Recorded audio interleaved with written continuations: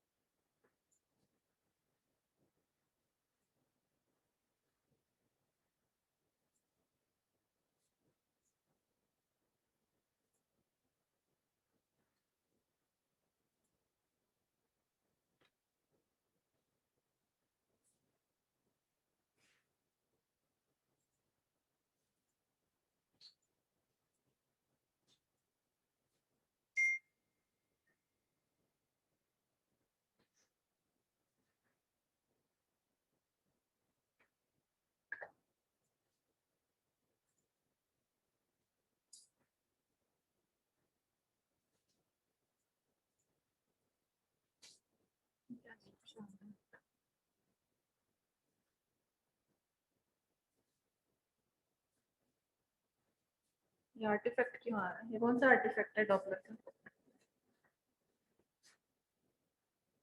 निशान ऐसे अगर है डॉपलर के अंदर ऊपर और नीचे कट हो रहा तो ये कौन सा आर्टिफैक्ट होता है? डॉपलर की जो पल्स वेव होती है कटती है और ऊपर से नीचे आ रही होती है, इसको क्या कहते हैं? नहीं नहीं, डॉपलर के अंदर जब इसको सेट भी करते हैं हम, पीआरएफ सेट करते हैं, इसको क्या कहते हैं? बेसलाइन से कट रहा है और बेसलाइन के ऊपर, समझ आई? मतलब ये पीक्स यहाँ आ रही हैं तो पीक्स कट के ऊपर भी आ रही हैं, फिर हम बेसलाइन सेट करते हैं और ये पीक्स जो ऊपर आई थी वो नीचे एडजस्ट हो जाती होती हैं। एग्जांपल दे रही हूँ इसके, जिसको नेकोजेट लिमिट कहते हैं। नेकोजेट लिमिट एक्सीड कर रही होती है और उसके बाद जो है हम इसको कैसे इस आर्टिफैक्ट से, इसको लाइजिंग आर्टिफैक्ट भी कहते हैं, पढ़ा ना? भूलिए। अभी आर्टिफैक्ट यहाँ पे कैसे ठीक करें? ये ऐसे क्यों आ रहा है स्क्रीन ऊपर?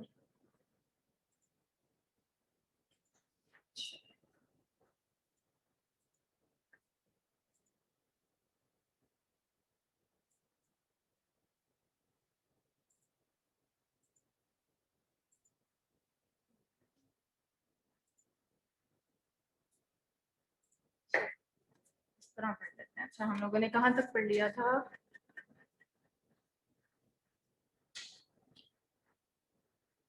अच्छा, इसमें हम लोगों ने स्टार्ट किया था कि जो भी एक्सरे की हमारे पास फाइंडिंग है, how we can differentiate these findings. अब एक जैसी लग रही होती है, एक्सरे फिल्म आपके पास आई है, कुछ चीजें हमारे पास इंफ्लेमेशन की तरह कुछ वाइट नजर आएंगी, कुछ ब्लैक नजर आएंगी। हाउ वी कैन से कि इसको ये वाली प्रॉब्लम है, इसको ये वाली प्रॉब्लम है। तो कुछ कुछ हम लोग के डिफरेंस होता है जिसकी वजह से हम इसको रिपोर्ट कर सकते हैं। हमने दो डिजीज जब तक पढ़ी थी, that was the pneumonia and consolidation. Both पर क्या होता है उसके अंदर, एयर सैक्स के अंदर जो है वो फिलअप हो जाता है या तो फ्लूइड का या कोई सॉलिड, जो भी सब्सटेंस हो सकते हैं, वो सॉलिड कुछ भी हो सकता है, वो हेमरेज हो सकता है, वो ब्लड हो सकता है, वो कोई ट्यूमर या कोई मैस भी जो है वो जो एरिया है उस जगह को फिलअप कर सकता है, जिसकी वजह से हमें एक्सरेज जो है ना वो एयर सैक्स के अंदर वाइट वाइट से पैचेस जिस तरह नजर आते हैं ना, वो नजर आ सकते हैं। अगर तो air sacs are filled with fluid या पस, तो वो क्या कहलाता है? निमोनिया।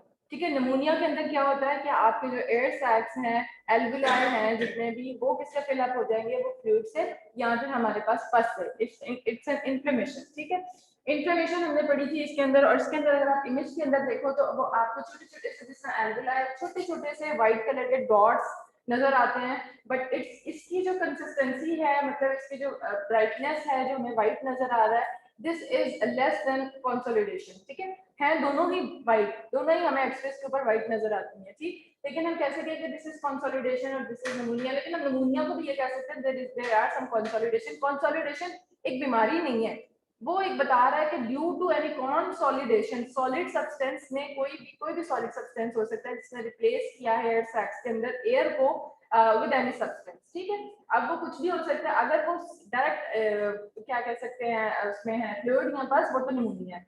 ठीक है, अब हम इसको भी कंसोलिडेशन कह सकते हैं बिकॉज वाइट अपीयरेंस है, लेकिन बेसिकली कंसोलिडेशन ज्यादा सॉलिड होता है। ठीक है, वो उसके अंदर सिर्फ वाटर या पस नहीं होगा, उसके अंदर और भी सब्सटेंस हो सकते हैं जिसकी वजह से वो ज्यादा वाइट नजर आएगा, ज्यादा सॉलिड नजर आएगा, जिसकी वजह से हमें वो सब्सटेंस जो है वो ज्यादा वाइट नजर आ रहे हैं।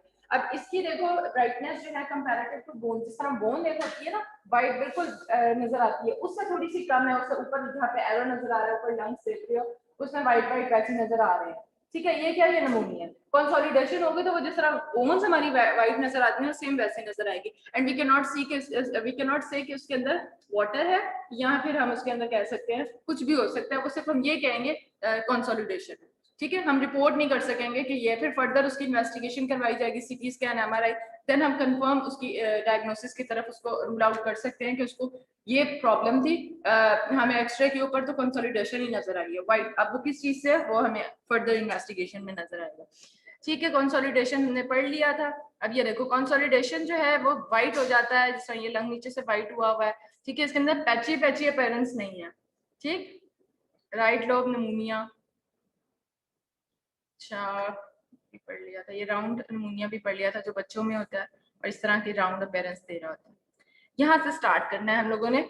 एयर ब्रोंकोग्राम, अब ये क्या है, इसके अंदर आपको जिस तरह अभी हम लोगों ने पढ़ा कि कोई भी चीज जो कि एल्वुला है जिसके अंदर क्या होती है, एयर होती है, उसको रिप्लेस करते हैं तो कंसोलिडेशन या निमोनिया होता है। अगर वही सब्सटेंस हमें व्हाइट जो नजर आ रहा था ब्लैक या डार्कर नजर आना स्टार्ट हो जाता तो उसको कहते हैं एयर ब्रोंकोग्राम। ठीक है, उसके अंदर क्या होता है कि एयर ने रिप्लेस कर दिया उस जगह को, और वो एयर वैसे नॉर्मली तो होती है लेकिन कंसोलिडेशन जो पीछे हमें व्हाइट नजर आ रहा था सब्सटेंस, उसके अंदर ब्लैक नजर आएगा एरिया, जिसको हम एयर ब्रोंकोग्राम कहते हैं। ठीक है, अब इसको पढ़ते हैं हम और इसकी पिक्चर देखते हैं तो आप क्लियर हो जाएगा। If an area of a lung is consolidated it becomes dense and white, ये हमने पीछे पढ़ लिया कि उसके अंदर अगर कोई सॉलिड सब्सटेंस आएगा, कंसोलिडेशन होगी तो वो डेंस नजर आएगा और हमें व्हाइट नजर आएगा। But if the larger airways are spared, they are of relatively low density, blacker area जो कि हमें white के अंदर नजर आएगा, opposite है वो white ये black, लेकिन white के अंदर black नजर आएगा। पीछे जिस तरह कंसोलिडेशन हुई है उसके अंदर हमें ब्लैक लाइंस या ब्लैक एरिया नजर आएगा जो कि एयर ब्रोंकोग्राम हमें कहलाता है। This phenomena is known as air bronchogram and it is characteristic sign of consolidation. This is a sign of consolidation के व्हाइट सब्सटेंस जो कंसोलिडेशन के अंदर हमें व्हाइट ब्लैक कलर की लाइंस एरिया जो कि एयर का नजर आएगा वो कहलाता है एयर ब्रोंकोग्राम। अगर आप इस पिक्चर को देखो, ये वाली, ठीक है, ये एरिया आपको सारा व्हाइट नजर आ रहा है, डेंस है, कंसोलिडेशन, लेकिन इसके अंदर आप ब्लैक लाइंस देख रहे हो, ये ब्लैक एरिया वो बिल्कुल उस तरह नहीं है जिस तरह के पीछे व्हाइट नजर आते हैं, इसके अंदर हमें ब्लैक कलर की लाइंस भी नजर आ रही है। ठीक है, अब इससे फर्दर जितने भी हमारे पास स्लाइड्स है ना वो इसी तरह की मैंने रखी है कि उसके साथ आपको उसके पेरेंट्स और नीचे जो है पेशेंट क्लिनिकल जो है इंफॉर्मेशन के पेशेंट किस तरह प्रेजेंट कर रहा है ये अच्छे से पढ़ लेना, क्योंकि इसमें से सिनेरियोज आ सकते हैं कि if patient complains with this, ठीक है, और आपको ऊपर उसके अंदर ये चीज नजर आई है तो उसको क्या हो सकता है। ठीक है, ये 3-4 स्लाइड आगे जो है ना ये सिनेरियो बेस्ड है। अब इसके अंदर क्या है, कंसोलिडेशन विद एयर ब्रोंकोग्राम के अंदर हमें नजर कैसे आता है, ऊपर वाला जो आपका बॉक्स है वो आपके रिप्रेजेंटेशन है उस एक्सरे की, और नीचे क्लिनिकल इन्फॉर्मेशन है अबाउट द पेशेंट के वो किस तरह प्रेजेंट कर रहा है और क्या कंप्लेंट्स उसके साथ और क्या डायग्नोस हो सकता है। ना हो तो किसी फास्ट डिजीज में ऐसा होता है या वो पढ़ते हैं ना, यही किसी स्पेसिफिक के अंदर ही होता होगा ना जिसने उसको किया। निमोनिया के अंदर किस तरह होगा, पेशेंट जो है वो कफ के साथ आता है आपके पास, इस चीज के साथ आता है, इस तरह पेशेंट कंप्लेन कर रहा है और आपको एक्सरेस के ऊपर इस तरह की चीज नजर आ रही है तो आप ये कहोगे कि इसको एयर ब्रोंकोग्राम है, this is a disease, this is a diagnosis कि ये एयर ब्रोंकोग्राम है। ठीक है, इस कंप्लेंट्स के साथ आया ये प्रॉब्लम है और हो क्या रहा है, उसके जो एयर सैक्स है वो कंसोलिडेशन के अंदर हमें एयर आ गई है। ठीक है, तो वो इस तरह एयर जो है ना उस पूरे हमारे ब्रोंकस सिस्टम जिसे कह सकते हैं, वैसे तो नॉर्मल एयर होती है, उसके अंदर आपको सॉलिड सब्सटेंस भी और एयर भी नजर आ रही है। ठीक है, तो एयर एंड जो डेंस सब्सटेंस है वो दोनों ब्लैक एंड व्हाइट दोनों अपीयरेंस दे रहे हैं। ठीक है, तो एयर नेम से बता रही है air bronchogram, that means air and, वो तो नॉर्मल आप कह सकते हो तो एयर तो होती है उसके अंदर, एयर ही होती है और क्या है। ठीक है, लेकिन हम क्या कहेंगे कि दिस इज द कंसोलिडेशन, उसकी टाइप है कंसोलिडेशन की, उसके साथ जो है हमें नजर आ रहा है। अच्छा, द लेफ्ट, अब इस पिक्चर के अंदर इन्होंने एक्सप्लेन किया हुआ है the left middle zone is white, ये वाला, ये लेफ्ट साइड है ना, नीचे हार्ट है, लेफ्ट साइड पे हार्ट है, तो ये मिडल जोन जो है this is white. Dark lines through the area of white are good example of air bronchogram, जो कि आपको ब्लैक कलर की लाइंस इस एरिया में नजर आ रही हैं, this one and this one. वो इस इमेज पे आपको इतना क्लियर नहीं नजर आ रही, मेरे पास ज्यादा क्लियर है, यहाँ पे कंप्यूटर पे देखोगे ना शायद स्क्रीन के ऊपर इतना क्लियर नहीं नजर आ रही है लाइट की वजह से, यहाँ क्या है, तो आपको इसके अंदर ये ब्लैक कलर की लाइंस यूं करके इसमें जाती हुई फील हो रही हैं, तो दीज आर। अच्छा, क्लिनिकल इन्फॉर्मेशन क्या है, the patient had a high temperature and productive cough, एक तो ये इसके साथ कंप्लेन है, प्रोडक्टिव कफ है और हाई टेम्परेचर। ठीक, डायग्नोसिस क्या है? निमोनिया एंड कंसोलिडेशन विद पस। ये निमोनिया के साथ जो कंप्लेन, ज्यादातर जो कफ प्रोडक्टिव कफ होती है हम कहते हैं इसको निमोनिया ही हुआ, क्योंकि निमोनिया के अंदर बहुत ज्यादा उसको कफ रहती है, ठीक है, अलॉन्ग विद द टेम्परेचर। अच्छा, डिफरेंशियल डायग्नोसिस ऑफ कंसोलिडेशन, अब इसके साथ आया है, अब हम उसको क्या क्या रूल आउट कर सकते हैं। अगर हमें उस एक्सरे के ऊपर बिल्कुल व्हाइट नजर आ रहा है, दैट मींस वो तो पस है, ठीक है, या फिर उस अगर लिक्विड उसने रिप्लेस किया हुआ है कोई, अगर इन्फ्लेमेशन बिल्कुल अभी स्टार्ट हुई है, वो पस नहीं बनी अभी, ठीक है, इन्फ्लेमेशन होना शुरू हो गई है, वो हमें लिक्विड लिक्विड नजर आ रहा है, तो उसकी अपीयरेंस वाइट से वाइट थोड़ी सी कम होगी, बहुत वाइट नहीं होगी, लेकिन वाइट की समझ लो कि एक शेड नीचे ले आओ तो वो वाला शेड हमें नजर आएगा। फिर जैसे जैसे वो रिप्लेस करता जाएगा सॉलिड सब्सटेंस है, वो उतना वाइट होता जाएगा, ठीक है। अच्छा, फिर डिफरेंशियल डायग्नोसिस क्या क्या हो सकती है? Pneumonia if the airways are fill of pus, ठीक है, ये याद रखना। Cancer, airways fill of cells, वहां पे हम लोगों को कोई सॉफ्ट टिश्यू मैस नजर आ सकता है, ठीक है, कैंसर सेल्स हो सकते हैं। Pulmonary haemorrhage, air fills of blood, ठीक है, वो ब्लड के साथ उसने हेमरेज है, हेमरेज उसका जो एल्विला है that will be fill up of blood, and then oedema है, एयर फिल्स ऑफ फ्लूइड, ठीक है। अच्छा, ये भी अब 4 एग्जांपल है। इफ आई आस्क के जो एयरवेज है that is filled with blood, तो क्या कहलाता है, ठीक है। अगर जो है एयर फिल्स विद फ्लूइड, तो वो क्या है? पल्मोनरी एडिमा, ठीक है, एयर जो एल्वुलाई हैं, अगर वो फिलअप हो रहे हैं पस के साथ, तो दिस इज नमोनिया, ठीक है। अगर वो किसी सेल्स या कोई मैस नजर आ रहा है और वो कंसोलिडेशन की तरह नजर आएगा, it's a mass, mass solid होता है, तो वो हमें कैसे नजर आ सकता है? That will be a consolidation. Consolidation लिख लो या कैंसर लिख लो, सेम आंसर होगा, ठीक है। कंसोलिडेशन इज द अपीयरेंस, और जो मैस है वो तो आप बता रहे हो कि कैंसर है कोई, वो आप उसको बता सकते हो कि उसकी कंसिस्टेंसी क्या है और उसका, ठीक है। तो ये एग्जांपल थी उसकी कि ये आपको ये नॉर्मल एरिया नजर आ रहा है, तो लेफ्ट साइड के अंदर मिडल लोब के अंदर ये white area along with the black lines in between the consolidation, this is air programme. अब नेक्स्ट है यूनिलेटरल मिडल जोन एबनॉर्मेलिटी। अब यूनी है, ठीक है, एक साइड पे आपको मिडल लोब पे देखो, तो मैंने एरर, एक साइड ठीक है क्लियर है, और एक साइड पे आप देख रहे हो अंदर की तरफ को व्हाइट हुआ हुआ है, नॉर्मल नहीं है ये, ठीक है, ये बिल्कुल क्लियर है यहाँ से, और ये इस तरफ, तो that means there is a unilateral, मतलब एक साइड पे मिडल जोन के अंदर कोई एबनॉर्मेलिटी है, ठीक। अब वो क्या प्रेजेंट कर रहा है? The middle zone are asymmetrical, एक साइड पे व्हाइट कलर के अंदर की तरफ को वो हुआ हुआ है, जो भी एबनॉर्मेलिटी है वो हम देखते हैं कि क्या हो सकती है डिफरेंशियल डायग्नोसिस, और दूसरी साइड पे अब हमें क्या नजर आ रहा है? दूसरी साइड पे बिल्कुल क्लियर है, ये वाला एरिया, इसी जगह पे एसिमेट्री है, ठीक है, दोनों एरिया को अगर कंपेयर किया जाए। There is a small irregular opacity on the right side. This one, small irregular opacity on the right side because left side is clear. हम दोनों को compare कर रहे हैं. This opacity contains a dark area and that is the cavity. अब वो cavity है, कोई darker area है, आप समझ आ रही है ना कि बिल्कुल white है.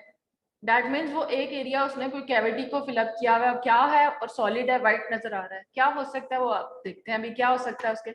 Other areas of the lungs are normal, जो कि हमें नजर आ रहे हैं। अच्छा, क्लिनिकल इंफॉर्मेशन इस तरह अगर है, this patient had a history of intravenous drug abuse and presented with a high fever. एक तो हाई फीवर के साथ प्रेजेंट कर रहा है, अगर हिस्ट्री ली है तो वो इंट्रावेनस जो ड्रग्स लेते हैं ना, जो इंजेक्शन लगा लगा के, और उसमें जो वो उसकी हिस्ट्री थी। अब उस हिस्ट्री के साथ अगर पेशेंट है, अगर मैं कोई भी इस तरह दे दूं कि भाई ये एक बंदा था, वो इस तरह आपको बैठा हुआ मिला है और वो इंजेक्शन लगा रहा है, जिसे को हम कहते हैं जहाज, ठीक है, अपनी जुबान में जो रोडों के किनारे बैठे होते हैं, ठीक है, वो भी इंट्रावेनस ही क्या इंजेक्शन लगा लगा के ड्रग्स ही ले रहे होते हैं ना, ठीक है, और उसको बहुत हाई ग्रेड फीवर है, एक्सरे करवाया, उसका यूनिलेटरल इस तरह की कंसोलिडेशन या इस तरह की हम लोग को डेंसिटी नजर आई है और एक लोग में नजर आई है, तो क्या डायग्नोसिस होगा? दिस इज अ सेप्टिक एम्बुलस, ठीक है। डायग्नोसिस ये हो गया। डिफरेंशियल डायग्नोसिस इसके अलावा क्या हो सकती है? डिफरेंशियल डायग्नोसिस का मतलब पता है ना कि वो चीज उस जैसी लग रही है तो हम क्लियर नहीं है कि दैट मींस ये भी हो सकता है उसको, ठीक है। तो लंग एब्सेस भी, लंग कैंसर भी, septic एम्बुलस, fungal infection and granulomatous, ये जिसके अंदर सारी डिफरेंशियल डायग्नोसिस है, इसका ये मतलब है इन सारे का कि ये कोई सेप्टल डिजीज है, ठीक है, कोई बैक्टीरियल इन्फेक्शन है या उसकी वजह से उसके अंदर कोई इस तरह की एयर लोब को एसिमेट्रिकली उसने कवर्ड किया है, ठीक है। अगर कोई भी इस तरह का इन्फेक्शन या कोई भी ऐसा बैक्टीरियल इन्फेक्शन जिसमें उस एरिया को एबनॉर्मेलिटी आपको नजर आ रही है और एसिमेट्री है, एक साइड क्लियर है और एक साइड पे आपको इस तरह की कैपेसिटी छोटी सी राउंड सी नजर आ रही है, और वो कोई एक समझ लें क्या कैविटी के तरह हमें शो कर रही है, दिस अ कैविटी, तो क्या होगा वो एक सेप्टिक क्या है, एम्बुलस। एम्बुलस क्या होता है, एम्बुलाई क्या है, थ्रोम्बस जो है वो डिस्चार्ज होके ब्लड के अंदर जो है वो, तो इसी तरह यहाँ पे भी क्या हुआ, वो थ्रोम्बस जो है वो ट्रेवल करके इधर आ गया है और उसने एक कैविटी के अंदर एक सॉलिड जो भी एम्बुलाई है, ठीक है, वो एम्बुलाई कुछ भी हो सकता है, ठीक, वो ब्लड के अंदर ट्रेवल करता करता उसने इस तरह की अपीयरेंस कैविटी के अंदर शो की है, यूनिलेटरल, एक साइड पे, ठीक है। अगली एबनॉर्मेलिटी है बायलैटरल एबनॉर्मेलिटी। अब उसके अंदर बायलैटरली अब आप देखो, अगर पहले लंग को देखो तो इसके अंदर आप देख रहे हो किस तरह की अपीयरेंस है, पैची पैची पूरे लंग को उसने कवर्ड किया हुआ है। बायलैटरल एबनॉर्मल लंग, इसके अंदर क्या है, मल्टीपल बायलैटरल लंग नोड्यूल्स नजर आ रहे हैं छोटे छोटे से, जिसने कवर्ड किया है दोनों साइड्स को। सिमेट्रिकल डिस्ट्रीब्यूशन है, उसके अंदर एसिमेट्रिकल थी, ठीक है। यूनिलेटरल और बायलैटरल के अंदर ये फर्क है, अगर बायलैटरल है कोई प्रॉब्लम, कोई एबनॉर्मेलिटी, तो वो सिमेट्रिकली दोनों में होगी। जिस तरह का एरिया एक लंग में है, दूसरे में भी उसी तरह का एरिया, उसी एरिया को उसने उसी लोब को कवर किया होगा।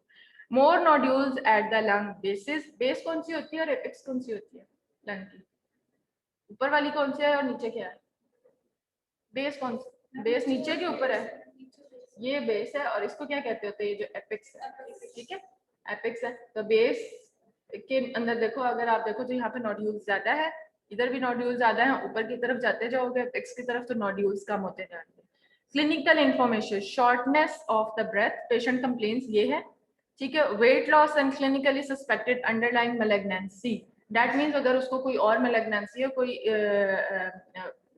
क्या कह सकते हैं, जिसके अंदर मेट्स बनना शुरू हो गए हैं, लंग के अंदर जब मेट्स बन सकते हैं ना, तो वो इस तरह की अपीयरेंस भी दे सकते हैं, ठीक है। उसको कोई और ट्यूमर है, कोई और मैलिग्नेंसी है, ठीक है, ब्रेस्ट का है कैंसर, उसको कोई और जगह का कैंसर है, जिसके मेट्स जो है वो लंग्स में अगर चले गए तो लंग्स में ऐसी अपीयरेंस, नोड्यूलर अपीयरेंस देगी सिमेट्रिकली, ठीक है। दैट मीन्स अब उसके लंग्स भी जो है, इस पेशेंट का बचना क्या बच सकता है ये, ऑब्वियसली मैलिग्नेंसी, और उसने वाइटल आपके ऑर्गन्स को जो है ना वो करना शुरू कर दिया है अपना, बिल्कुल वाइट। आप ये लंग्स पहले किस किस को ठीक करोगे, ब्रेन में चला जाएगा मैट्स, ठीक है, ब्रेन प्रॉपर उसमें से सर्जरी करके उसको रिमूव करोगे, उधर जाओगे जहां जहां ब्लड आप मूव कर रहा है, और जो है ना उसने फिर हर वाइटल ऑर्गन को जो है वो डैमेज करना ही करना है, तो मैट्स जब बनना स्टार्ट हो जाते हैं तो बहुत मुश्किल होता है कि पेशेंट जो है वो फिर रिकवर कर सके, ठीक है। एक जगह पे हो गया मेट्स, जिस तरह कोई थी मेरी एक जानने वाली, उनको था ब्रेस्ट कैंसर हुआ, लेकिन वहां से मेट्स सीधा ब्रेन में चला गया, उनकी ब्रेन सर्जरी भी हुई, शुक्र है कि वो और कहीं अभी नहीं गया था, वो मेट्स एक ही जगह ब्रेन में गया था अभी, तो ब्रेन की इतनी बड़ी सर्जरी हुई है, उनको वहां से मेट निकाल लिया, उसके बाद नहीं फिर कभी फैला, ठीक है। वरना अगर देर हो जाती तो ब्रेन के बाद कोई और उसने लंग्स को कवर कर लेना था, लिवर के अंदर चला गया, ठीक है। फिर इस तरह अगर वाइटल ऑर्गन्स इन्वॉल्व हो गए तो फिर बहुत मुश्किल हो जाता है इंसान का जो है ना रिकवर करना। तो अगर तो जल्दी क्लिनिक, इसीलिए डायग्नोसिस इज वेरी इंपॉर्टेंट कि आप अर्ली डायग्नोस कर सकते हो तो अर्ली ट्रीटमेंट हो सकता है हर चीज का। तो आप डायग्नोसिस वाले हो सारे, ठीक है, तो जितनी जल्दी पेशेंट अर्ली डायग्नोस, कोई भी एबनॉर्मेलिटी आपको मिल रही है, इवन मैं हर एक को कहती होती हूँ एनुअल, या आपने कहीं किसी को गिल्टी भी फील हो रही है ना बॉडी के अंदर, तो डोंट टेक इट लाइट, कोई भी एक लंप है कहीं भी जगह है, हम लोग कहते कोई नहीं है, लंप ही है ना, छोटा सा है कि कई दफा मैंने किसी को देखा यहाँ पे जो हाथ पे, मैंने स्टूडेंट भी एक होती थी वो, लेकिन था वो गैंग्लियो नहीं था, लेकिन कोई भी लंप फील हो रहा है बॉडी में कहीं पे भी, डोंट टेक इट लाइट, वो अगर आप अर्ली डायग्नोज उसका कर सकते हो, ट्रीटमेंट हो गया तो ठीक है, अदरवाइज वो अगर कोई और लंप भी पहले स्टार्ट होता है, ठीक है। और ये अल्लाह ताला की, मैं कहती हूँ हम लोगों के लिए इतनी बड़ी वो क्या है कि हमें उसकी सिम्टम्स पहले याद है, कोई भी ऐसी बीमारी है, कोई बीमारी हो और उसका सिम्टम्स ना हो, अंदर ही अंदर वो बीमारी और खत्म हो जाए, किसी को बुखार हो जाता है, दैट मीन्स कोई बीमारी है ना उसको, किसी को भी कोई अपीयरेंस आना शुरू हो गई है उसकी इस तरह की, कोई लंप फील हो रहा है, कुछ किसी को क्या हो रहा है, तो मीन्स के अल्लाह ताला आपको बता रहे हैं कि आप ट्रीटमेंट कर लो, ठीक है, कर सकते हैं हम लोग ट्रीटमेंट, और अर्ली डायग्नोस कर लिया तो अर्ली ट्रीटमेंट और रिकवर भी हो सकता है उससे। अच्छा, बायलैटरल एबनॉर्मल लंग्स जोन, इस तरह के आपको पैची नोड्यूल्स नजर आ रहे हो और पूरे उसने कवर किया हुआ है लंग्स को, तो this may be of breast, sorry other malignancy lungs, किसी के भी लंग्स के कोई भी मेट्स जो है ना वो इसमें आके इस तरह की अपीयरेंस दे सकते हैं। क्लिनिकल इन्फॉर्मेशन में शॉर्टनेस ऑफ ब्रेथ है, पूरा लंग्स को कवर किया हुआ है, ऑब्वियसली उसको सांस लेने में मसला हो सकता है, उसका वेट लॉस हो रहा है उन्हें, ठीक है। क्लिनिकल सस्पेक्टेड अंडरलाइंग मैलिग्नेंसी, और डायग्नोसिस क्या है, पल्मोनरी मेटास्टेसिस, ये मेट्स हैं सारे नोड्यूल्स इस तरह के। अच्छा, यूनिलेटरल एक साइड पे वो व्हाइट नजर आया था, अब यूनिलेटरल अगर एक साइड पे ब्लैक एरिया नजर आ रहा है तो क्या प्रॉब्लम हो सकती है? ये भी एसिमेट्रिकल है because it's a unilateral left darker then right, ठीक है, ये वाला एरिया डार्क है और ये वाला एरिया थोड़ा सा ठीक है, ठीक है। अब इसके ऊपर ज्यादा क्लियर है, उसके ऊपर इतना क्लियर नहीं मुझे नजर आ रहा मल्टीमीडिया की स्क्रीन के ऊपर, लेकिन ये एरिया जो लोअर जोन है ना ये ज्यादा ब्लैक है, ठीक, और ये वाला एरिया अब एक साइड ज्यादा ब्लैक है, पहले एक साइड जो थी व्हाइट थी तो वो क्या कहला रहा था, एम्बुलस था आपकी कैविटी के अंदर। अब इसके अंदर एक साइड जो है यूनि आपको नजर आ रहा है और वो ब्लैक नजर आ रहा है तो वो यूनिलेटरल लोअर ब्लैक जोन, और इसके अंदर क्या हो गया, लंग हाइपर एक्सपेंशन भी हुई है, ठीक है, एक्सपेंड हुआ है। वो कैसे पता चलता है आगे में ना इसके वो मार्जिन बताती हूँ होते किस तरह के, अगर उस तरह के मार्जिन नजर नहीं आ रहे हैं दैट मींस उसने एक्सपेंड किया हुआ है, लंग एक्सपेंडेड है।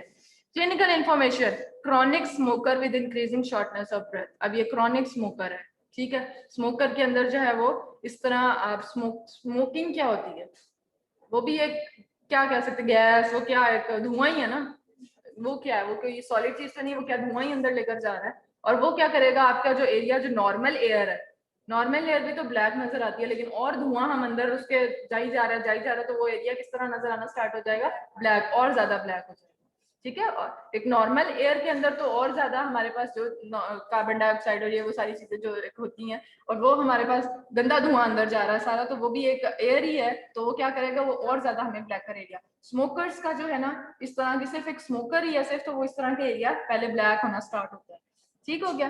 तो क्रॉनिक स्मोकर है with increasing shortness of breath, obviously जब भी कोई लंग की डिजीज जिसके अंदर भी हो तो शॉर्टनेस ऑफ ब्रेथ सब में ही होगी, क्योंकि लंग जब इन्वॉल्व होते हैं तो एक सिम्टम तो आता है कि एक तो कफ और एक शॉर्टनेस ऑफ ब्रेथ, ये लंग की प्रॉब्लम में एक सिम्टम है ये।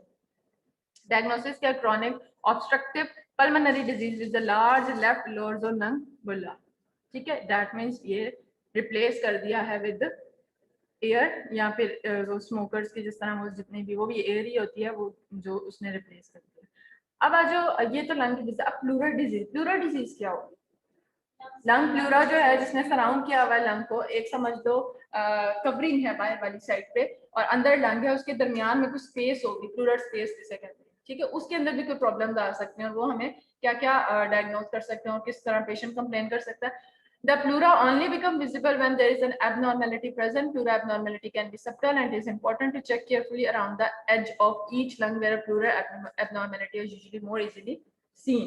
ठीक है, आपने केयरफुली जब भी देखना है एक्सरे को तो उसके मार्जिन को जहाँ पे पूरा चार सराउंड उसके लंग को जिसने सराउंड किया हुआ है उस एरिया को देखना जरूरी होता है। नॉर्मली तो अभी हमें कोई चीज नजर नहीं आ रही थी, प्लूरा के अंदर अगर कोई एबनॉर्मेलिटी होगी तो वो देखते हैं किस तरह नजर आती है। Some diseases of the pleura cause pleural thickening and others lead to fluid or air gathering in the pleural space. अब स्पेस है उसके अंदर कुछ भी हो सकता है, एयर भी आ सकती है, ठीक है, उसके अंदर कोई फ्लूइड भी आ सकता है, ठीक है, स्पेस के अंदर, तो वो एबनॉर्मेलिटी कॉज कर सकती है, या एयर होगी या उसके अंदर फ्लूइड होगी। अगर उसके अंदर एयर आ गई, नेम से बता रहा है नीमोथोरैक्स, नीमोथोरैक्स का वर्ड आपने सुना ही होगा, तो प्लूरल कैविटी के अंदर अगर एयर आ गई तो that means pneumothorax. Pneumothorax form when there is a air trapped in the pleural spaces. This may occur spontaneously as a result of underlying lung disease. The most common cause is trauma with ulceration of the visceral pleura by the fractured rib.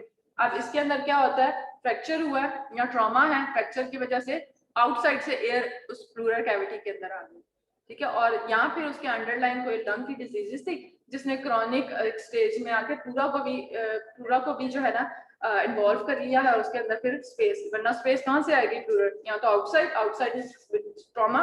If I ask patient की ये complain की trauma हुआ, rib lung जो है ना ribs जो है वो फ्रैक्चर हो गई हैं, ठीक है, और हमें ब्लैक उसके नजर आ रहे हैं border, but it will be black is air, this is pneumothorax. If a lung edge measures more than 2 centimeter, अब ये हम लोग को उसकी फाइंडिंग्स में जब एक्सरे की आती हैं तो जो एजेस है साइड पे प्लूरल के, if it is more than 2 centimeter that means pleural cavity thickening हो रही है, ठीक है, 2 centimeter से ज्यादा। From the inner chest wall at the level of hilum it is said to be large. If there is trachea या mediastinal shift away from the pneumothorax, the pneumothorax is said to be under tension. This is medical emergency. That means कि pleural cavity इतनी ज्यादा उसने air इतनी ज्यादा कि उसने जो उसके स्ट्रक्चर्स है उनको पुश करना स्टार्ट कर दिया, जो मेडियास्टिनम है वो थोड़ा सा अवे हो गया अपनी जो जिस जगह पे है, दैट मीन्स एयर इतनी ज्यादा, this is a medical emergency condition, अब इमरजेंसी है इसके कि वो बहुत ज्यादा हो गई है, ठीक है। This is the appearance of pneumothorax. अगर आप देखो तो इसके अंदर यहाँ पे रिब फ्रैक्चर इसके अंदर क्लियर नजर आपको शायद ना आए, यहाँ पे फ्रैक्चर हुआ हुआ ये बता रहा है येलो जो है ना, इसको आप जब अपने पास खोलोगे येलो जो है ना ये एरिया यहाँ पे, यहाँ ये फ्रैक्चर है, यहाँ बोन टूटी हुई है, ठीक है। यहाँ पे ये नीचे प्रॉपर डायग्नोसिस बताया हुआ है, इसके अंदर आपको नजर आएगा दिस इज द फ्रैक्चर, और नीचे जहाँ पे आपको नजर आ रहा है ना ब्लैक, इसको क्या हो गया,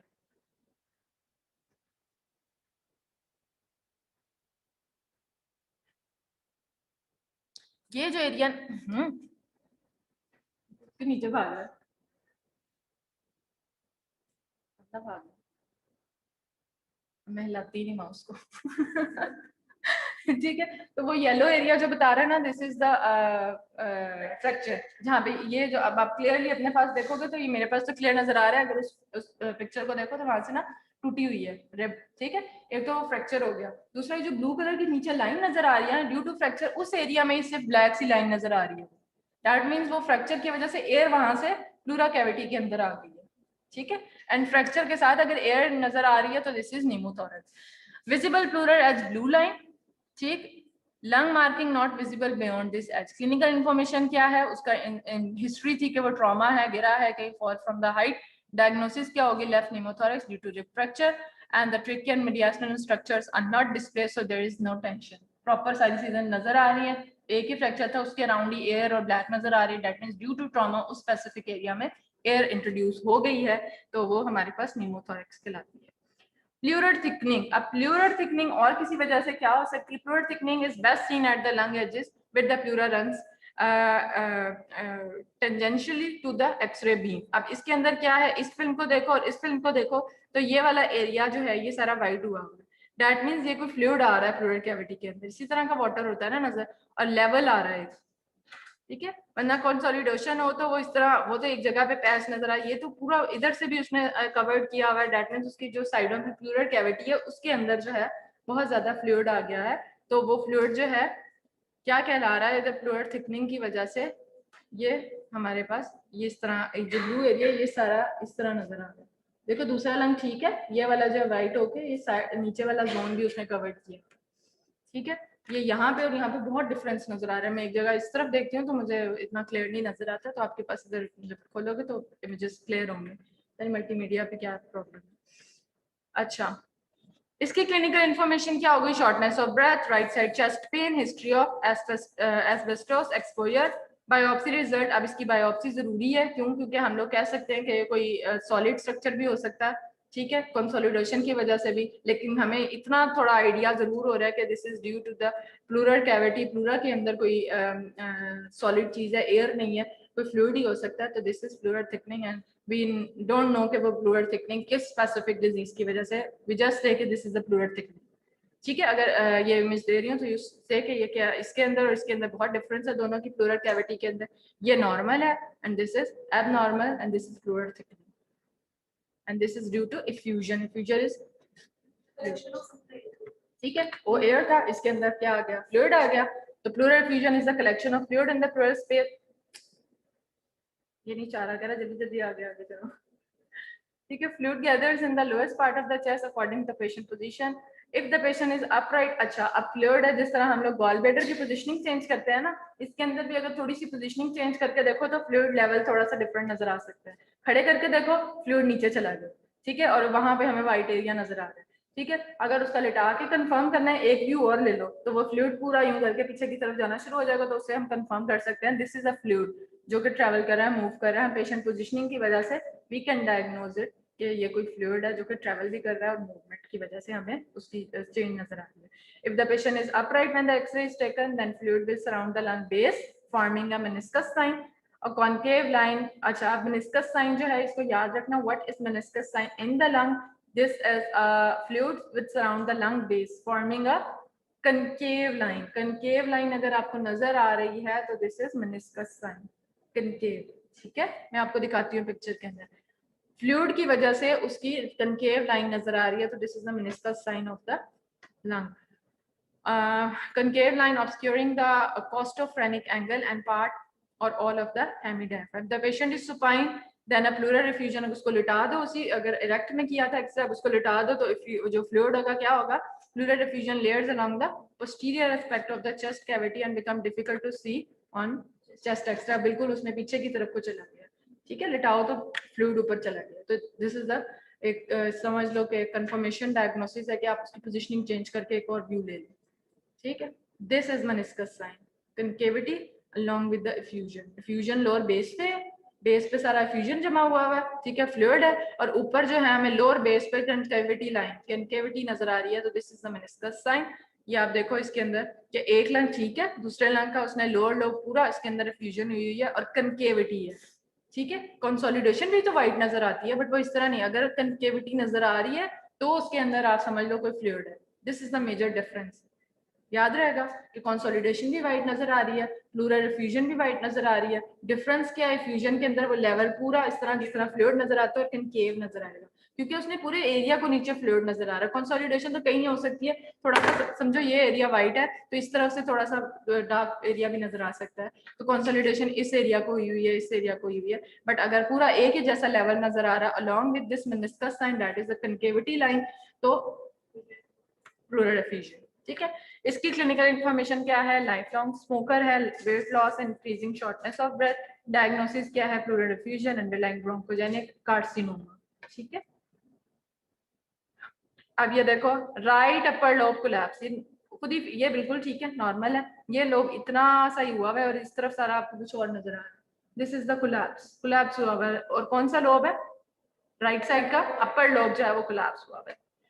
A horizontal fissure white line has been displaced upward from its original position.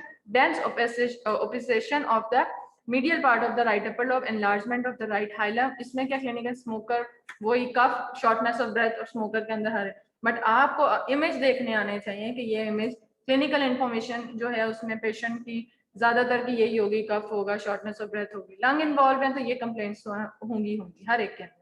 तो वो आप इमेज देख के कंफर्म कर सकते हो कि इसको प्लूरल एफ्यूजन है, इसका कोलैप्स हुआ वाला, इसकी प्लूरल थिकनिंग है, इसके एयर ब्रोंकोग्राम में एयर आ गई है, या इसको नीमोथोरेक्स है, ठीक है. यही तो 3-4 चीजें और नाम से ही आप बता रहे हैं. नीमोथोरेक्स इज एयर, ठीक है, प्लूरल एफ्यूजन इज फ्लूइड, ठीक है. एयर ब्रोंकोग्राम है, ब्रोंकोग्राम के अंदर जो आगे ब्रोंकस का पूरा सिस्टम आता है उसके अंदर एयर के जो है ना हमें वाइट के अंदर ब्लैक लाइंस नजर आ रही हैं. तो you can differentiate all these on X rays. अब एक्सरेज की अगर फिल्म के अंदर हो तो ठीक है ना मानना, ठीक है. इन्हीं में से दूंगी मिलती जुलती.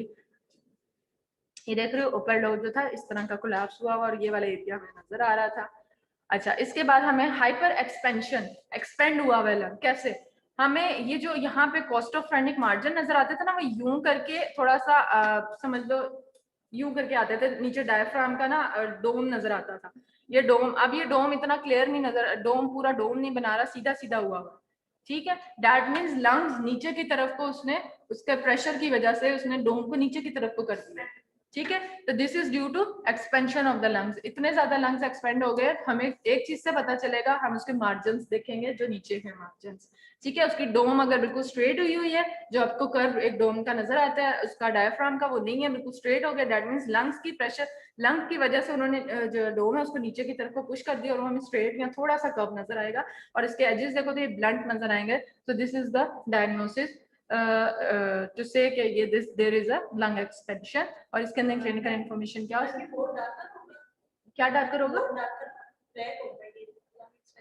हाँ ठीक है, एयर ज्यादा आ गई है, एक तो लंग ऐसा नजर आएगा और दूसरा ये कि हमने उसके नीचे मार्जिन देखने हैं, ठीक है. आप यहाँ से देख लो both costophrenic angles are blunt due to lung expansion. दूसरा क्या है, hemi diaphragms are flattened indicating hyper expansion, क्योंकि वो फ्लैट हो गए, डोम जो थी वो नीचे की तरफ से. The lung markers are distorted bilaterally. और क्लिनिकल इंफॉर्मेशन में स्मोकर, क्रॉनिक लिवर डिजीज. अच्छा, लिवर डिजीज के अंदर भी क्या होता है कि जो ऊपर नीचे लिवर पड़ा हुआ उसके अंदर भी कुछ ये जो है ना लंग्स है ना उसके अंदर एक्सपेंड होता है, क्रॉनिक लिवर डिजीज के अंदर होता है, ठीक है. डायग्नोसिस क्या हो सकती है, chronic obstructive pulmonary disease, underlying alpha 1 antibody deficiency, okay.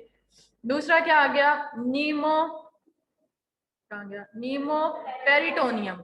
अब पेरिटोनियम कैविटी कौन सी होती है, किस जगह में होती है, एब्डोमेन की पेरिटोनियम कैविटी है ना. अब उसके अंदर क्या है, एयर, वो कैसे हमें पता चलेगी. अगर आप इस पिक्चर को देखो तो नीचे हमें यहाँ पे दोनों साइडों पे डायफ्राम नजर आते हैं व्हाइट कलर के, और हमें और कोई चीज नजर नहीं आती है नीचे अगर एक्सरे के अंदर देखें तो। अगर आप देखो तो इस डायफ्राम ये व्हाइट लाइन के नीचे हमें ब्लैक एरिया भी नजर आ रहा है, दिस इज लिवर।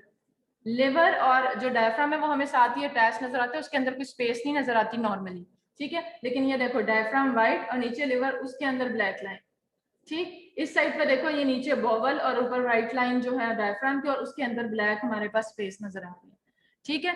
इस ये क्या है हमारे पास, दिस इज पेरिटोनियम कैविटी के अंदर एयर है, ठीक है। पूरे एब्डोमेन जो है हमारा पेरिटोनियम कैविटी है, उसके अंदर अगर एयर नजर आ रही है तो एक्सरे के ऊपर किस तरह नजर आएगी, वो जो डोम है डायफ्राम के वो ऊपर, और जो स्ट्रक्चर है जो एक साइड पे लिवर है, नॉर्मली क्या होता है लिवर बिल्कुल डोम के साथ ही अटैच होता है, हमें उसके अंदर स्पेस नजर नहीं आती है, ठीक है। और दूसरी साइड पे बोवल गैस बोवल होती है और वो भी बिल्कुल डायफ्राम के साथ इस तरह होती है, उसके अंदर भी हमें स्पेस। दोनों साइडों पे अगर हमें ब्लैक कलर की लाइंस नजर आ रही हैं तो दिस इज नीमो पेरिटोनियम, ठीक है। इसकी क्लिनिकल इन्फॉर्मेशन देख लो, ये इसके अंदर ये बताया गया कि क्या चीज नजर आती है, जो मैं एक्सप्लेन कर देती हूँ। क्लिनिकल इन्फॉर्मेशन और डायग्नोसिस क्या होगी, नीमोपेरिटोनियम, ठीक है। अच्छा, this is very important sign of heart failure. Heart देखो कितना बड़ा हुआ है, ठीक है। जब आपको एक्सरेज दिए जाते हैं ना, हमारे सर अल्लाह ताला उनको जन्नत में जगह दे, इतने वो ज़ईफ थे ना, वो कहते हैं रेडियोलॉजिस्ट के भी रेडियोलॉजिस्ट थे, डॉक्टर नईम, शायद आप लोगों ने तो नहीं, आप तो बहुत छोटे हो भी, नाम नहीं सुना, लेकिन कहते हैं कि रेडियोलॉजिस्ट में सबसे ज्यादा नाम जो है ना डॉक्टर नईम का ही है। वो इतने बूढ़े हो चुके हुए थे, इतने बूढ़े हो चुके हुए थे कि उनसे चला भी नहीं जाता था, तो हमें पढ़ाते होते थे एक्सरेज ना, तो हमें एक्सरे लेके बैठ जाना, उन्होंने कहना चलो इसकी CRT निकाल के दो, हमने ऊपर स्केल के साथ और लाइनें निकाल के एंगल निकालना होता था। और वो पुराने डॉक्टर थे, मतलब वो जिस तरह वो इन टेक्नोलॉजीज को नई फोन यूज करना आता था, और अभी तक वो कुछ अरसे तक वो साइकिल पे आते थे, और अब जाके उन्होंने बाइक ली थी कि वो इतने सिंपल थे, इतने सिंपल थे। और कहते हैं कि जितने लाहौर के रेडियोलॉजिस्ट है ना, उनके कदमों में बैठ जाते होते थे कि सर इतने हमारे लिए वो है। और वो एक दफा फातिमा मेमोरियल में हम लोग पढ़ते थे, तो हमारे ना कुछ क्लासेस वो थोड़ा आगे करके एक नाला है, उन्होंने एक छोटा सा घर टाइप लेके ना, और नीचे दुकानें थी, और वो 2-4 रूम्स के उस वक्त कंस्ट्रक्शन हो रही, तो हमारी रूम्स ना वहाँ पे शिफ्ट किए। तो सर एक दफा पढ़ाने आए, सर को देखो ना, तो वो इतने सिंपल थे कि लगता ही नहीं था कि वो एक टीचर हैं, या मतलब कोई वो कह सकते ना कि उनकी पर्सनैलिटी ऐसी थी। शलवार कमीज पहन के उन्होंने शूज पहने, उन्हें बड़े बड़े से, और ऐसे ज़ईफ होते थे, और वो मतलब चल रहे सर। वो कहीं अंदर आने लगे हमें पढ़ाने के लिए, और गार्ड को नहीं पता था कि टीचर है, उन्होंने उनको कह दिया कि ओ बाबा किधर जा रहे हो, मतलब जिस तरह वो करते थे, ये कोई तो इंस्टीट्यूट है, आप मतलब लगते भी नहीं थे कि टीचर है। इस तरह साइकिल पे ले आते थे और साइकिल खड़ी करते थे, इतने बड़े रेडियोलॉजिस्ट थे वो, कि आज सारे रेडियोलॉजिस्ट जो थे ना, वो उनकी वजह से उन्होंने सब कुछ सिखाया, सब कुछ, और डॉपलर आया और सारा कुछ जो है ना। तो वो नाराज हो गए, वो चले गए, हमने कहा सर नहीं आए, क्लास नहीं ली, और सारे सर आए नहीं। बाद में पता चला सर नाराज हो गए, और फिर हम पूरा कॉलेज जो था उनका, बड़े जितने थे उनको मना के लाए। लेकिन वो सर जो थे ना, वो बहुत इतने सिंपल थे, उनका एक्सीडेंट हुआ था कुछ साल पहले, तो उनकी डेथ हो गई थी। तो लेकिन वो कहते हैं कि बहुत ही अच्छे सर थे, बहुत सिंपल, बहुत नाइस, और बहुत ही कहते हैं ना, जिस तरह आजकल के दौर में किसी के पास पैसा आ जाए तो बस भूल जाते हैं अपनी औकात, भूल जाते हैं लोग, लेकिन इतना पैसा होने के बावजूद बहुत बहुत सिंपल थे। इस टाइम पे भी वो साइकिल पे आते थे, इतना बड़े रेडियोलॉजिस्ट होके भी। अच्छा खैर, मुझे इससे वो याद आ गया, क्योंकि हम लोग बहुत CRT एंगल्स बनाए थे हम लोगों ने उनकी क्लास में। वो जब आते थे एक्सरे की इतनी ज्यादा पूरी फिल्में उठा के, जहाँ पे जॉब करते थे, जहाँ वहाँ की ना पुरानी सारी फिल्में उठा के ले आते थे, और पूरी क्लास में दे देते थे एक एक एक्सरे, चलो CRT निकाल के दो मुझे सब। तो हम लोग उसके साथ CRT निकालते होते थे। CRT क्या है, उसके अंदर जो कार्डियक एंगल, और ये जो एंगल है ना कार्डियोथोरेसिक रेशियो, CRT आगे में उसमें लिया हुआ इसके अंदर, ये कार्डियक थोरेसिक रेशियो, CRT इसको कहते हैं। ये रेशियो लेनी होती थी कि हम लोगों को ये पता चलेगा कि कार्डियोमेगाली है या नॉर्मल उसकी रेशियो है, या किसी की ड्यू टू अब किसी की स्ट्रक्चर ऐसा होता है, कोई थोड़ा 20 होता है, कोई थोड़ा टॉलर होता है, किसी का हार्ट थोड़ा इस तरह होगा, किसी का लंग एक्सपेंडेड होगा, किसी का थोड़ा इलॉन्गेटेड होगा। तो ये रेशियो निकालनी होती थी हम लोग, ठीक है। तो रेशियो नॉर्मल में आ रही है, तो वो ड्यू टू एनी केस जो है, वो कोई हम ये नहीं कह सकते कि ये जो है इसको प्रॉब्लम है, इसको की, या फिर नजर इस तरह आ रहा है, कोई एक्सपेंड हुआ है, बट रेशियो निकालते थे वो नॉर्मल में ही आता था, तो वो रेशियो निकालनी होती थी। वो इसी तरह हार्ट को मेजर करके उसको CRT, कार्डियोमेगाली जो है वो CRT एंगल के अंदर ही आती थी, 18/30, मतलब हार्ट की, और लंग की जो है वो निकाल के ना उसको मेजर करके कि कितनी उसके कितने सेंटीमीटर है, उनको डिवाइड करके उसकी रेशियो निकालते, ठीक है। इसके अंदर अब हम लोगों को ये जो हार्ट के अंदर 3 साइंस नजर आ रहे हैं, ये जो 1, 2 और 3, 2 का है, 2 नहीं है, ये है 2, 1, 2 एंड 3 एंड 4, ये यहाँ पे साइंस ये क्या इंडिकेट करे, number 1 is the sign of pulmonary venous expansion, number 2 sign is the interstitial oedema, and aids space shadowing, और लास्ट क्या है कोस्टोफ्रेनिक एंगल जो 4 पे ये वाला, ये ब्लंट हुआ हुआ है, ठीक है। अब ये इसके अंदर क्या है, आप बेसिकली डायग्नोसिस क्या है इसके अंदर, आपको कार्डियक मेगैली नजर आ रही है, ठीक है, हार्ट की वो कार्डियोमेगैली जिसे कहते हैं, उसके में हार्ट जो है वो, उसकी क्या साइंस है, ये 4 साइन आपने याद रखने हैं। नंबर 1 इज, नीचे से स्टार्ट कर लो, प्लूरल इफ्यूजन, ठीक है, और उसके अंदर जो ब्लंट हुआ हुआ है कॉस्टोफ्रेनिक एंगल, जो कि नॉर्मल हमें इस तरह नजर नहीं, यूं नजर आता है और यूं नजर आ रहा है, ठीक है, देख रहे हो एक साइड पे ब्लंट हुआ हुआ है, और this is due to fluid, उस जगह पे कॉस्टोफ्रेनिक मार्जिन है, ये यहाँ पे हमें फ्लूइड नजर आना और वो एरिया ब्लंट नजर आएगा, और बाकी ये 3-4 साइन है, एडिमा नजर आएगा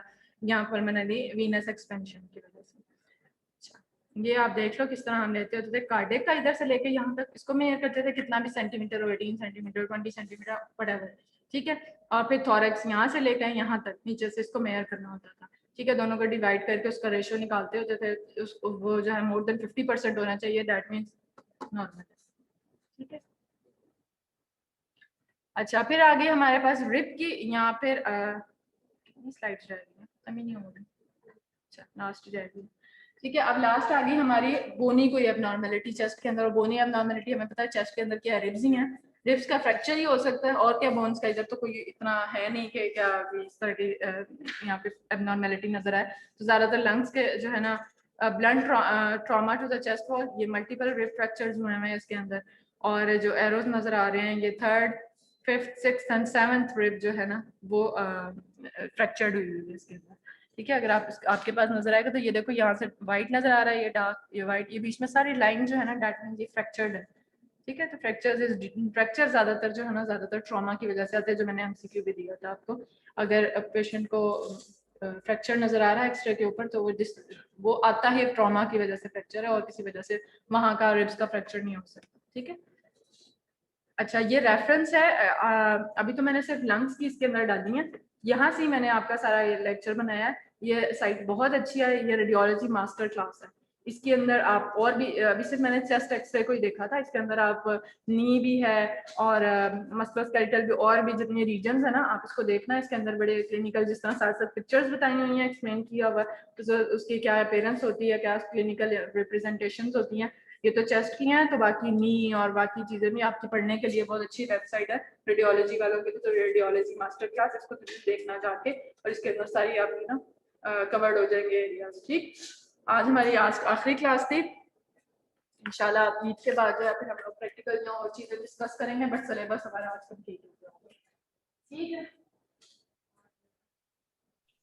अब ओके मैम, ये मेरे ख्याल थर्सडे तक, फ्राइडे को जाना पड़ेगा, फ्राइडे को क्लास हो गई, मैं आप लोगों को ना एक दफ़ा बता दूंगी, आप लोग अनाउंसमेंट में देख लेना, अगर मैंने कुछ वहाँ पे और तो मैं किसी के पास इस तरह कॉन्टेक्ट नहीं होता, तो जो फ्राइडे वाले क्लास की जो भी होगा ना, चाहे हमने प्रैक्टिकल करना है या मैं क्लास स्किप कर दूँ या कुछ भी होगा ना, तो वो देख के एक दिन पहले आ जाना, मैं वहाँ पे अनाउंस कर दूंगी, अगर कुछ भी ना मिले डैट मीन्स क्लास होगी, ठीक है, जो प्रॉपर जिस तरह क्लास हो गया, कुछ ना लिखा तो क्लास होगी, अगर कुछ और डिसाइड हो गया मेरा कुछ करना है, प्रैक्टिकल करना है, या वैसे नहीं कुछ पढ़ाना, तो वैसे फ्री कर रहे हैं तो वो आप देख लेना, तो मैं उससे पहले आप डिसाइड कर दूंगी, वैसे ये थ्योरेटिकल सारा खत्म हो गया सिलेबस में, ठीक है।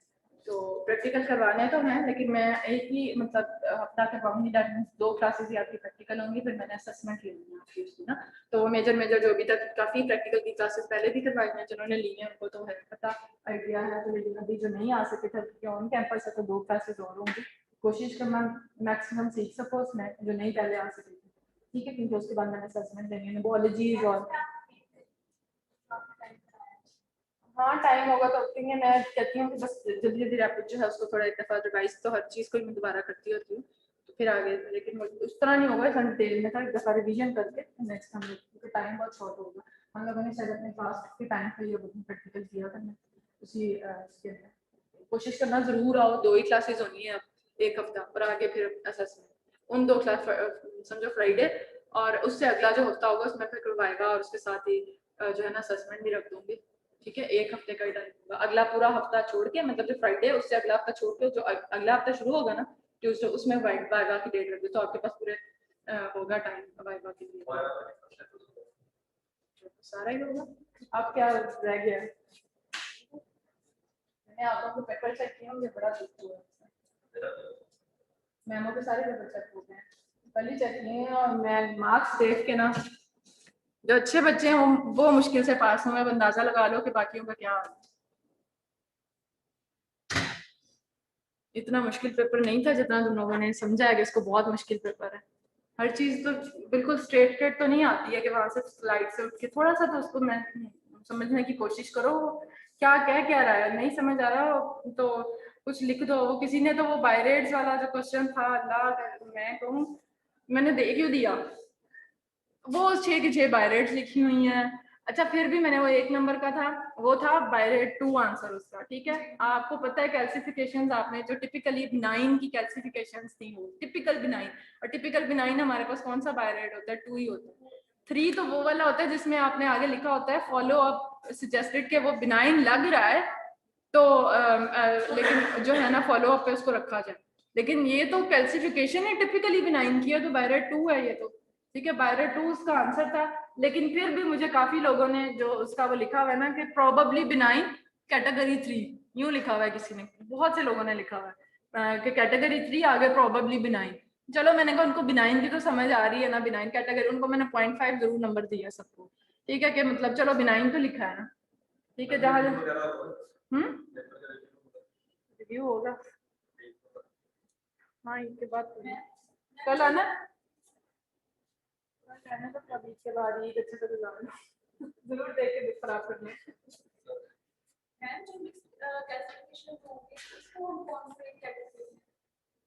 कैल्सिफिकेशन, मिक्स कैल्सिफिकेशन कौन सी थी?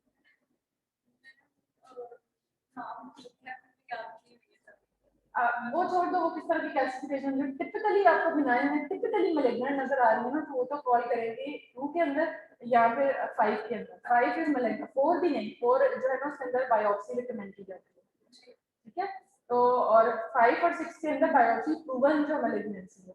कुछ जो टिपिकली बिनाइन टिपिकली मैलिग्नेंट है उनको बस आप देख लो, जो बाकी है ना वो फिर हम 3 में भी आ सकता है, वो 4 में भी आ सकता है, ठीक है। तो वो फॉलो अप पे भी रखते हैं, कोई बायोप्सी के बाद पता चलता है, तो वो जो जिनमें प्रॉब्लम आ रही है फॉलो अप वाले, वो उनमें फिर आप छोड़ दो। टिपिकली तो आपको पता होना कि क्या चीज है। मैम अगर कल आप मतलब फाइनल में ना पेपर भी दे देती हैं मिक्स क्लासिफिकेशन में से, तो हम पे कौन सा दिखा फॉलो अप पे रखो, ठीक है, उसको फॉलो अप पे रखो कि अभी हम क्लियर नहीं है उसको, ठीक है। जिसके अंदर क्लियर है वो तो है ही बिनाइन, तो फिर उसको फॉलो अप पे क्लियर करो। बिनाइन में मैलिग्नेंट तो पता चल हाँ, तो वो ज्यादातर ने इसी तरह लिखा हुआ है कैटेगरी 3 प्रोबेबली बिनाइन। तो बिनाइन चलो मैंने को समझ आई है, उनको बिनाइन है, ये उसने क्लासिफिकेशन वगैरह पढ़ी है ये वाली। तो और एक बच्चे ने तो कौन था कोई नाम नहीं याद आ रहा, उसने तो उसने बायरेट 6 के 6 लिखे हैं, वैसे तो सबने लिखे, लेकिन 6 को ऊपर से स्टार्ट किया हुआ, 0 को मैलिग्नेंट, ठीक है, उसके बाद जो है प्रोबेबली, फिर उसके बाद बायोप्सी प्रूवन मैलिग्नेंट, मतलब छठा वाला जो है ना वो उसका नेगेटिव है, और 4 जो है ना लिखा जरूर है लेकिन उसकी काउंटिंग जरूर है। अच्छा, और एक से ज्यादा शहजादी कौन थी, उन्होंने क्या लिखा हुआ है बायरेट्स को 1 2 3 होता है, बायरेट आंसर लिखा हुआ है कैटेगरी बी। अब बी कैटेगरी कौन सी होती है? अब मैं उसको कहूँ नंबर दूं कि ना दूंगे, मतलब अगर चलो अगर मैं उस तरह ही कंसिडर कर लूं कि चलो उसने ए या बी 2 उस तरह कंसिडर, लेकिन 2 फिर भी नहीं बनता, 0 1 2, 0 भी एक है और जो बी बनेगा वो 1 बनेगा, ठीक है। अगर उसने बी इस तरह में लिखा है, फिर मैंने कहा यार इसको तो अभी कैटेगरी 1 2 3 का ही नहीं पता, ये बी लिखेगा तो लोगों ने वो जिस रिपोर्ट के ऊपर तो गलत है, कैटेगरी बी लिखा हुआ है। What is B? मैंने कहा चलो अगर 2 समझ के लिखा है लेकिन 2 फिर भी नहीं बनता, 0 1 2, ठीक है। 0 पहली कैटेगरी होती है। 40 में से मेरा ख्याल 32.5 या 32, बस वो 2 या 3 बच्चों में बस, बाकी सारे कुछ मुश्किल से पास हुए हैं 21 22। हाँ उड़े कितने हैं वो पूछो, मैंने अभी काउंट नहीं की, काफी उड़े हैं, 20 से कम काफी लोग उड़े हैं, ठीक है। और मार्जिन पे काफी ज्यादा है, 20 मतलब पूरे पूरे पास ही होगा। और एक बेचारा तो फिर हल 19 पे, बेचारी 19 पे है, उसको तो मैं नंबर भी नहीं दे सकती क्योंकि एमसीक्यूज होते हैं। अब एमसीक्यू में तो खुद से तो नहीं बनता, चलो मैं एमसीक्यू जब देती होती तो मैं हमेशा कहती थी चलो 1 2 नंबर कहीं से मिल जाए, या उसमें कुछ लिखा है, मैं इसलिए कहती होती हूँ आपको ड्यूरिंग करते प्लीज छोड़ना मत, कुछ ना कुछ लिख लो, कोई समझ आ रहा है तो कोई आइडिया जिस तरह बिनायन का जिस तरह था, मैंने फिर भी 0.5 सबको दे ही दिए कुछ, तो उनका फायदा हो जाता है एसएससीज का कि वहाँ से नंबर मिल जाते हैं आपको। लेकिन कुछ लिखो जहाँ पे फेल हो रहे होगे तो मैं मिलोगे 0.51 मिला के, जिस तरह उसके 19 मार्क है, एक दो 19 पे भी है, तो वो 20 वाला पास है, तो वो अब एक नंबर से फाइनल में मेहनत करना प्लीज, ठीक है। पता चल गया पेपर किस तरह का आता है, तो कोशिश करना पेपर, ठीक है। अच्छा जिशान का अच्छा पेपर है तुम्हारा, मेरे ख्याल 32 है तुम्हारे मार्क्स, 32 या 32 पर हमारे भी इतना ही है, करीब ही है 32 मतलब जो है ना इनके, इससे ज्यादा किसी के भी नहीं है, 32 या 32.5 हाईएस्ट है, तो इसी के इन्हीं में ही जिशान तुम्हारा, सामिया का भी शायद इतना ही है, और इसी के करीब करीब ही है, यहाँ एक एक नंबर ऊपर नीचे ही है। 32 आई थिंक 32.5 है या 32 में से, और यही हाईएस्ट है मेरे ख्याल, इतने दो तीन बच्चों के हैं इतने मार्क्स ना, बाकी मोस्टली 20s में है, 21 25 24 24 इस तरह के हैं, 21 बहुत सारे हैं बेचारे एक नंबर, और 20 वाले भी बहुत हैं, मतलब शुक्र है पास हो गए। चलो नेक्स्ट में इंशाल्लाह मेहनत करो और फिर अच्छे अच्छे नंबर ले लेना अपने ग्रेड, ठीक है। ये मैम कौन? हाँ जी मोहम्मद अहमद। अस्सलाम वालेकुम मैम। वैसे मेरे मार्क्स कितने हैं? तुम्हारे भी अच्छे हैं नंबर, लगता नहीं था तुम अच्छे नंबर ले लोगे। 3.5 जीपीए मैंने आपको पहले भी बताया था। प्लस है मेरे ख्याल तुम्हारे, 31 है या 32 तुम्हारे भी है, इसके भी अच्छा है। मैं शौकत खाना। तो लगता नहीं था कि तुम इतना अच्छा पेपर दे दोगे। मैम आप उम्मीद अच्छी रखिए, इंशाल्लाह हम चलो आपको वाइवा में। आए वैसे इतना मुश्किल पेपर, मैंने कहा लगता है क्या है, रीजनल का मुश्किल निशान था, रीजनल की आज की बनानी है मैंने, आज चेक करूँ आज या कल में, उसके भी चेक करके, तो इस वीकेंड ईद से पहले पहले मेरा है कि वीकेंड पे सारे चेक कर लूँगी। फिर बाकी अभी तक मैंने असाइनमेंट्स भी नहीं देखी हैं वो भी, और इस जो अब सिलेबस कंप्लीट हो गया ना, सारी असेसमेंट्स लगाना शुरू कर दूंगी अब। आपके क्या क्या था, क्विज के भी लगने हैं अभी, अब क्विज है, और इसके बाद मैंने आपको बताया था कि जिसका क्विज रहता है प्लीज सर से एक दफा प्रूव करवा के, जब मैंने वायदा लेना है उसमें साथ में दे दो, तो बच जाओगे 5%, वो भी मिल जाएंगे। तो किसी तरह एक दो क्वेश्चन, चलो पूरे 5 नहीं तो 2-3% तो मिल ही जाएगा, तो वो आप सर से अप्रूवल ले के, अहमद का भी रहता है मेरा ख्याल, जिसका रहता है कोई एक, जिसकी भी कोई रीजन थी वैलिड रीजन के साथ सर से अप्रूव करा लो, फिर मुझे वो दे दो और मैं फिर ले लूंगी दोबारा से, अदरवाइज 0, ताकि मैं अब लगाना शुरू करूँ मार्क्स आप लोगों पे, अभी तक मैंने किसी को ही नहीं लगाया, ठीक है। अच्छा चले, ईद के बाद मिलते हैं, एडवांस में आप सबको ईद मुबारक, और मैम आपको भी ईद मुबारक। और गोश्त शोश्त संभाल के रखना, ईद के बाद बारबेक्यू करेंगे, ठीक है। हो गया तो यहीं ले आना, मसाला साला लगा के यहीं पे सीखे सीखे चढ़ाएंगे और यहीं पे करेंगे। वो देखो किसी ने छोटा सा बकरा भी लगाया। इसकी डिग्री है, बकरे शकरे ले लिए, यस मैम। ले लिए।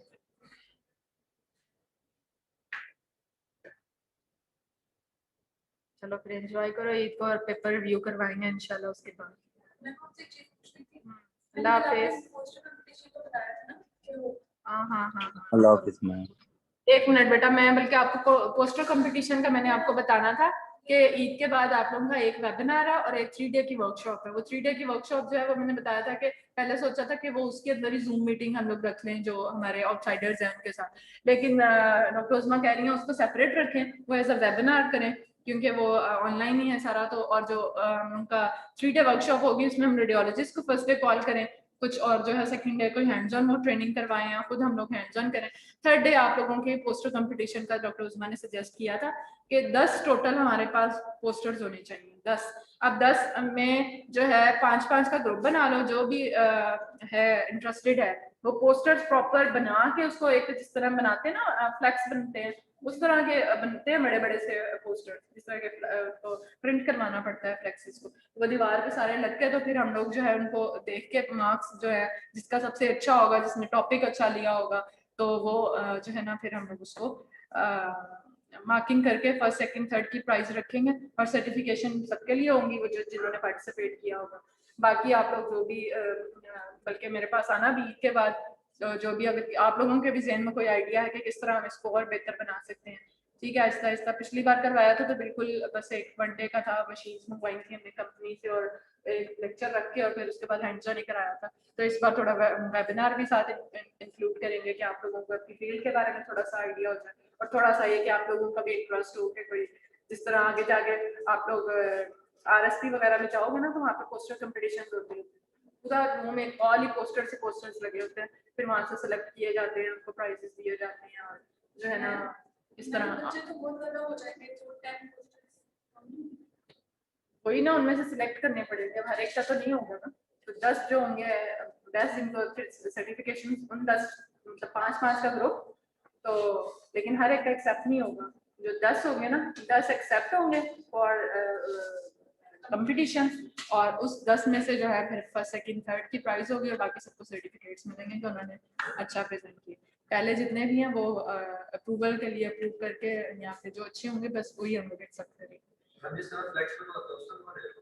ये होते ही ऐसे हैं, फ्लेक्स की तरह ही होते हैं, लेकिन वो बहुत बड़ा फ्लेक्स नहीं होता, मतलब समझ लो लंबा लंबा सा होता है, और इस तरह लंबा लंबा चौड़ाई में नहीं होता, ये लंबा होता है करके। इसको देखे होंगे कभी आप लोगों ने, नहीं देखे होंगे, कोई कॉन्फ्रेंसेस अटेंड किया करो, कोई भी कॉन्फ्रेंसेस अटेंड किया करो, रेडियोलॉजी की प्लीज कॉन्फ्रेंस अटेंड करना, लाहौर में तो जरूर करना, अगर इस्लामाबाद मंडी साइड पर भी हुई तो चले जाना, कोई नहीं है तो 4 घंटे का ही है शाम में, तो वो जाके देखना, तो ये रेडियोलॉजी कॉन्फ्रेंस बहुत अच्छी होती है 3 दिन की, वो तो कोविड की वजह से पिछली बार नहीं इतने मजे की हुई, लेकिन हर साल मैं तो अटेंड करती हूँ, मैंने कराची वाली भी की है, लाहौर वाली भी की है, कोयटा वाली नहीं की थी, क्योंकि वो हर रीजन में हर साल चली जाती है, तो अगर पंजाब में आती है तो फिर लाहौर में होती है, और पूरा पीसी होटल जो है ना वो रेडियोलॉजी कॉन्फ्रेंस है, हर हॉल जो इनके पास होता है, हर हॉल, मतलब ये क्रिस्टल हॉल में ये हो रहा है, ये हॉल में ये हो रहा है, बाहर बूथ लगे होते हैं, फिर लास्ट डे जो थर्ड डे होता है जिसे माइंड अप सारा कर रहे हैं, तो उस दिन कॉन्सर्ट होता है बहुत बड़ा, उसमें सारे ये आते हैं, कुछ सिंगर्स वगैरह बुलाए होते हैं, कुछ LC के स्टूडेंट्स आके डांसिंग सांसिंग भी हो रही होती है, मतलब अच्छा है, मतलब लास्ट डे उनका एक एंजॉयमेंट का डे होता है कि वो 3 डे की वो करके ना, तो जरूर इसको अटेंड करना, जहाँ पे भी हुई ना कोशिश करो, पता करो, मैं भी पूछती हूँ इस दफा कहाँ हो रही है, जरूर अटेंड करना, वहाँ पे होते हैं, एक हॉल में सारे पोस्टर्स लगे होते हैं, वहाँ पे जो सीनियर्स होते हैं वहाँ पे आ जाके फिर मार्क्स देते हैं कि कौन किसी हॉस्पिटल का होता है, कोई डॉक्टर किस हॉस्पिटल का होता है, फिर उनको प्राइजेस मिलते हैं, उनको तो अच्छे अच्छे मतलब मिलते हैं ना, यहाँ पे तो फिर कोई तब शब्द दे देगा छोटा सा लेकिन एक अचीवमेंट तो है ना, वो तो आप लोगों का है कि आपको पोस्टर्स बनाने होते हैं, ठीक है, तो वो होता साइनॉप्सिस टाइप है, जिस तरह आपका थीसिस होता है ना, थीसिस तो पूरी बुक पब्लिश कराते हैं, ये साइनॉप्सिस होता है, साइनॉप्सिस जो है ना समझ लो समरी होती है कि आपका एक रिसर्च है या कोई पोस्टर है, तो उसके ऊपर अच्छी सी कोई प्रिपरेशन करके ना उसको फ्लेक्स की तरह उसको बनाओ, ठीक है, फिर पहले बना सॉफ्ट कॉपी में उसको डिजाइन कर लो, दिखा दो, फिर उसके बाद उसको पब्लिश करा दो, ठीक है। तो जो पार्टिसिपेट करना चाह रहे हैं मुझे ग्रुप में, मतलब 5 का ग्रुप है, तो वो मुझे बता दें कि ये हम 5 लोग हैं और ये हमारा एक ग्रुप ये है, तो मुझे एटलीस्ट ग्रुप्स का बताओ कि कितने ग्रुप्स हैं। ईद के मेल नहीं करो मुझे ना, लिख के दे दो, एक पेज का एक ग्रुप, ठीक है, आगे जरूर लिखना अपना कौन से उसके हो, मेमो के हो, रीजनल के हो, या जिसके भी हो स्टूडेंट ना, ताकि पता चले हमें कि ये ना हो कि हम डिफरेंट लें, हम शायद सीनियर्स को भी इन्वॉल्व करें जो हो चुके, मैं भी ग्रेजुएट हूँ, उनको भी करें, तो ये भी एक कंपटीशन है जिसका अप्रूव वो एक्सेप्ट हो गया, वो भी एक अचीवमेंट है, पहले तो एक्सेप्ट ही नहीं होते, ठीक है, तो वो एक्सेप्ट हो गया, उसके बाद उसमें से प्राइज लेना, तो बिग अचीवमेंट, ठीक है। बाकी फिर इसके ऊपर मैं करती हूँ, और किसी के पास आइडिया हुआ तो मुझे मेल कर दे, या मतलब अब तो बाद में कि हम मैम ये भी कर सकते हैं, इस कॉन्फ्रेंस में हम ये भी कर सकते हैं, तो उसको अच्छा सा डे सेलिब्रेट करते हैं। ओके बेटा, फिर इंशाल्लाह ईद के बाद मिलते हैं, अल्लाह हाफिज़।